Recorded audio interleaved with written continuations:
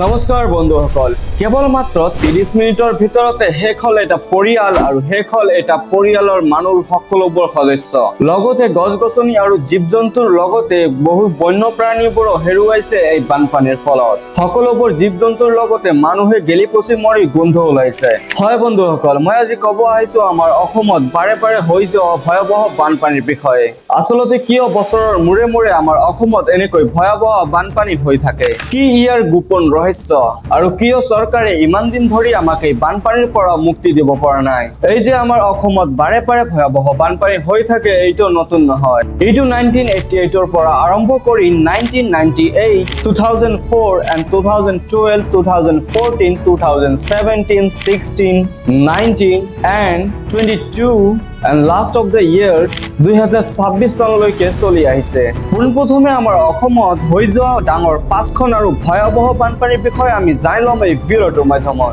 চন 2016 এই বানপানীখন আছিল আমাৰ অসমৰ ইতিহাসৰ আটাইতকৈ ভয়াৱহ আৰু ডাঙৰ বানপানী, যাৰ ফলত আমাৰ অসমৰ 28খন জিলাৰ লগতে আৰু অধিক জিলাবোৰ বানপানীৰ তলত ডুবুৰি খাই আছিলে।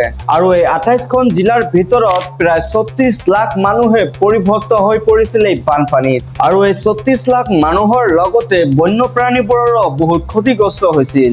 এই আমাৰ অসমত বাৰে বাৰে হৈ যোৱা বানপানীবোৰৰ ফলত এতিয়ালৈকে উভৰি আহিব পৰা নাই আমাৰ অসমীয়া জাতিটো, আৰু লগতে বন্যপ্ৰাণীবোৰো লাহে লাহে নোহোৱা হৈ আছে আমাৰ অসমৰ পৰা।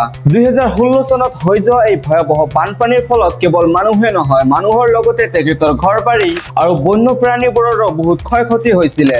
আৰু বন্ধুসকল, আপুনি জানি আচৰিত হ'ব যে এই বানপানীখনৰ ফলত প্ৰায় 30 জনতকৈ অধিক মানুহৰ প্ৰাণ গৈছিলে। আৰু বন্ধুসকল, এই সংখ্যাটো এতিয়ালৈকে কমোৱা নাই, এতিয়া দিনক দিনে বৃদ্ধি পাই আছে এই সংখ্যাটো আমাৰ অসমত। যেনে যোৱা কেইদিনমানৰ ভিতৰত 2026 চনত যিখন বানপানী হ'ল, এই কেইদিনমান আগত আমাৰ অসমত এতিয়ালৈকে জনা গৈ আছে প্ৰায় 100 জনতকৈ অধিক মানুহৰ প্ৰাণ হেৰুৱাইছে। আৰু 2016 চনৰ হোৱা বানপানীখনৰ এই জিলা ভুক্তভোগীবোৰ যে আছিল, এই জিলা কেইখন হ'ল লখিমপুৰ, গোলাঘাট, যোৰহাট, শিৱসাগৰ আৰু বৰপেটা আদি এইবোৰ জিলাৰ বহু বেছি পৰিমাণে ক্ষয় ক্ষতি হৈছিলে। বন্ধুসকল, আপুনি এবাৰ ভাবি চাওকচোন, যদি 36খন জিলালৈকে আৰু সকলোবোৰ জিলাই পানীৰ তলত ডুবুৰি খাই থাকে, তেনেহলে কি পৰিস্থিতি আৰু কি অৱস্থাত আছিল 2016 চনৰ আমাৰ অসমীয়া জনগোষ্ঠীটো। লাখ লাখ হেক্টৰ খেতিভূমি অৰ্থাৎ কৃষিভূমিবোৰ ধ্বংস হৈ পৰিছিল এই বানপানীৰ ফলত, যাৰ ফলত বিশেষকে ধানৰ খেতিবোৰ বহু বেয়া পৰিমাণে নষ্ট হৈ পৰিছিল। তাৰপিছত আহিল 2017 চনত এখন ভয়াৱহ দুৰ্যোগ, যি ইতিহাসৰ অন্যতম এখন ডাঙৰ ভয়াৱহ প্ৰাকৃতিক দুৰ্যোগ হিচাপে গণ্য কৰা হয়। আৰু এই 2017 চনৰ বানপানীখন আমাৰ অসমত আটাইতকৈ বেছি ধ্বংসলীলা চলাইছিলে।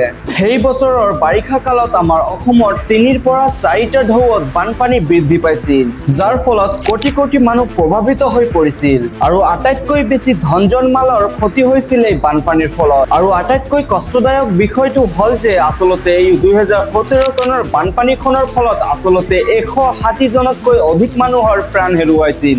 ইমানখিনি মানুহ কেৱল মাত্ৰ খুজি পোৱা হৈছিল এই বানপানীৰ তলৰ পৰা, আৰু নাজানো কিমান মানুহ খুজি পোৱা নাই এই উইকিপিডিয়াৰ মতে।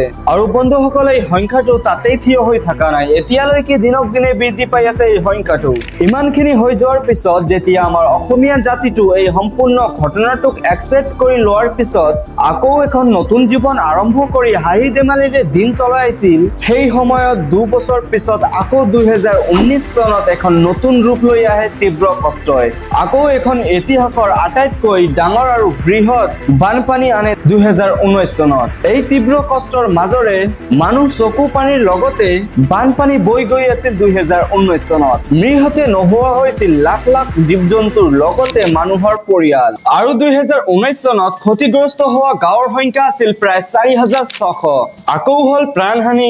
আকৌ 2019 চনৰ বানপানীৰ সময়ত ভূমিস্খলনৰ ফলত হোৱা প্ৰাণহানি হৈছিল প্ৰায় 100 জনতকৈ বেছি। ইমানবোৰ লোক কেৱল মাত্ৰ মুহূৰ্তৰ ভিতৰতে নোহোৱা হৈ পৰিছিলে। তাৰ পিছত কেইবাজনো মানুহে সহায় কৰিছিল এই মানুহবোৰক, আৰু লগতে আমাৰ চৰকাৰেও আগবঢ়াইছিল সহায়। কিন্তু বন্ধুসকল, আপোনালোক ভালকৈ জানে যে আচলতে আমাৰ চৰকাৰে কিবা কাৰণত সহায় আগবঢ়ালে আমি মানুহ কিমানখিনি পাওঁ। আমাৰ হাতত আচলতে কিমানখিনি আহে চৰকাৰৰ সহায়। তাৰপিছত একেভাৱে 2020 আৰু 22 চনতো এই ভয়াৱহ বানপানী আহিছিল আৰু প্ৰাণহানিৰ সংখ্যা আছিল প্ৰায় 130 জনতকৈ অধিক আৰু লগতে ভূমিস্খলনৰ ফলত হোৱা প্ৰাণহানিৰ সংখ্যা আছিল প্ৰায় 30 জনতকৈ অধিক। এতিয়া ইমানৰ পিছত আমাৰ অসমত ইতিহাসৰ আটাইতকৈ ডাঙৰ সংকট দেখা দিছে 2026 চনত যোৱা মাহত। হয় বন্ধুসকল, এতিয়া একেভাৱে বিপদত পৰিছে আৰু আটাইতকৈ ডাঙৰ সংকটত পৰিছে আমাৰ অসমীয়া জাতিটো 2026 চনৰ যোৱা মাহত। এতিয়ালৈকে উভৰি আহিব পৰা নাই এই মানুহবোৰ। এতিয়ালৈকে বোকা মাটিৰ তলত হেৰুৱাই আছে পৰিয়ালৰ কেইবাজন মানুহৰ সদস্য। আচলতে বন্ধুসকল, আমাৰ অসমীয়া জাতিটো যদি যুগ যুগ ধৰি পাই আহিছে কেৱল মাত্ৰ দুখ, কষ্ট আৰু পীড়াই আৰু লগতে হেজাৰ হেজাৰ প্ৰাণ হস্তই বানপানী। চলক বন্ধুসকল, আমি আচলতে জানি লম আচলতে আমাৰ অসমত ইমান বাৰম্বাৰে বানপানী বৰ কৰ পৰা আহে। আমাৰ অসমত বাৰে বাৰে হোৱা বানপানীৰ তিনিটা কাৰণ আছে। এটা হৈছে আমাৰ অসমৰ ভৌগোলিক অৱস্থিতি, ব্ৰহ্মপুত্ৰ আৰু বৰাক নদীৰ পানী। আচলতে বন্ধুসকল, যুগ যুগ ধৰি আমাৰ অসমত ভূমিস্খলন হোৱাৰ পিছত আমাৰ ব্ৰহ্মপুত্ৰ আৰু বৰাক নদীৰ গভীৰতা হ্ৰাস পাই আছে। আচলতে বন্ধুসকল, যেতিয়া কোনোবা ভূমিস্খলন এখন হয় আমাৰ ওচৰ চুবুৰীয়া নদীৰ কাষত, তেতিয়া এই ভূমিস্খলন হোৱা মালৱাবোৰ যেনে মাটি, বালিয়াৰি আৰু শিলগুটিবোৰ সম্পূৰ্ণৰূপে সকলোবোৰ সোমাই যায় নদীৰ তলত আৰু তাৰ ফলত আমাৰ নদীৰ গভীৰতা হ্ৰাস পায় আৰু কম বৰষুণৰ ফলতে আমাৰ অসমৰ এই নদীবোৰৰ পানী ওপৰলৈ উঠি আহে, যাৰ ফলত আমি এনেকুৱা ডাঙৰ ডাঙৰ বৰষুণৰ পিছত ভয়াৱহ বানপানী দেখা পাওঁ। আৰু ইয়াৰ অন্যতম এটা কাৰণ হৈছে আমাৰ অসমৰ ভৌগোলিক অৱস্থিতি। আমাৰ অসমত চাৰিওফালে থকা অঞ্চলবোৰ আচলতে হৈছে বহু ডাঙৰ আৰু পাহাৰীয়া অঞ্চল, যেনে ভূটান, মেঘালয়, অৰুণাচল প্ৰদেশ। এনেবোৰ অঞ্চলত আচলতে সাধাৰণতে বহুত বেছি পৰিমাণে বৰষুণ হৈয়ে থাকে আৰু এই অঞ্চলবোৰ পাহাৰীয়া অঞ্চল হোৱাৰ ফলত এই অঞ্চলবোৰত যিমানখিনি বৰষুণৰ পানী আহে এই সম্পূৰ্ণ পানীবোৰ তললৈ নামি আহে। আমাৰ অসমখন হৈছে এখন সমতল ভূমি, য'ৰ পৰা কোনো পানী ওলাব নোৱাৰে, ফলত আমি কৃত্ৰিম বানপানী দেখা পাওঁ। প্ৰচণ্ড বৰষুণটো হৈয়ে থাকে আমাৰ ওচৰ চুবুৰীয়া অঞ্চল যেনে ভূটান, অৰুণাচল প্ৰদেশ আৰু মেঘালয়। সাধাৰণতে এইবোৰ অঞ্চলত যেতিয়া বৰষুণ আহে তেতিয়া প্ৰচুৰ পৰিমাণে ভূমিস্খলন হয় আৰু ভূমিস্খলন হোৱাৰ পিছত এই মালৱাবোৰ নদীৰ ভিতৰলৈ সোমাই যায়, যাৰ ফলত আকৌ অকমান বৰষুণৰ পিছত কৃত্ৰিম বানপানীৰ সৃষ্টি হয়। আৰু কিয় চৰকাৰে আমাৰ এই বানপানীবোৰৰ পৰা মুক্তি দিব পৰা নাই ইমান দিন ধৰি? ইয়াৰ উত্তৰ হ'ব বন্ধুসকল, কোনেও আমাৰ নদীক বন্ধ কৰিব নোৱাৰে। নদীৰ পানীক যদি বন্ধ কৰিবলগীয়া হয় তেনেহলে এইবোৰৰ ওচৰত ডাঙৰ ডাঙৰ বেৰ দিব লাগিব, কিন্তু এইটো কেতিয়া সম্ভৱ নহয়। এখন সময়ত জাপানে এই পদ্ধতিটো আগবঢ়াইছিলে, কিন্তু বন্ধুসকল আচলতে এই জাপানে বহু বেয়াভাৱে বিফল হৈ পৰিছিল এই পদ্ধতিটোত, কিয়নো কোনেও নদী বা সমুদ্ৰৰ পানী আটক কৰিব নোৱাৰে। কিন্তু তথাপিও তাৰ উপৰিও চৰকাৰে কেইবাটাও বিকল্প আনিলে আমাৰ অসমৰ বানপানী অকমান কমিব পাৰে। তো বন্ধুসকল, আপুনি এই ভিডিঅ'টোৰ তলত যদি কমেন্ট কৰি দিয়ে বানপানীৰ বিৰোধ, তেনেহলে মই অৱশ্যই চেষ্টা কৰিম যে আপোনালোকৰ বাবে এটা দ্বিতীয় ভিডিঅ' লৈ আহিম, য'ত আমি চেষ্টা কৰিম যে আচলতে আমাৰ চৰকাৰে কি পদ্ধতি আগবঢ়ালে আমাক বানপানীৰ পৰা মুক্তি দিব পাৰিব। তো নমস্কাৰ বন্ধুসকল, আজিৰ ভিডিঅ'টো আছিল ইমানলৈকে। যদি আপুনি ভিডিঅ'টোৰ পৰা কিবা এটা নতুন বস্তু শিকিলা বা বুজি পাইছা, যদি ভাল লাগিছে তেনেহলে এতিয়াই চেনেলটোক সাবস্ক্ৰাইব মাৰি এই ভিডিঅ'টোক লাইক কৰি দিয়া। আপোনাৰ এটা লাইক আৰু সাবস্ক্ৰাইবে আমাক আগবঢ়াবলৈ সহায় কৰে আৰু মই আশা কৰিছো বহু ভালদৰে নহলেও মই আপোনালোকক বুজাবলৈ চেষ্টা কৰিছো। ধন্যবাদ।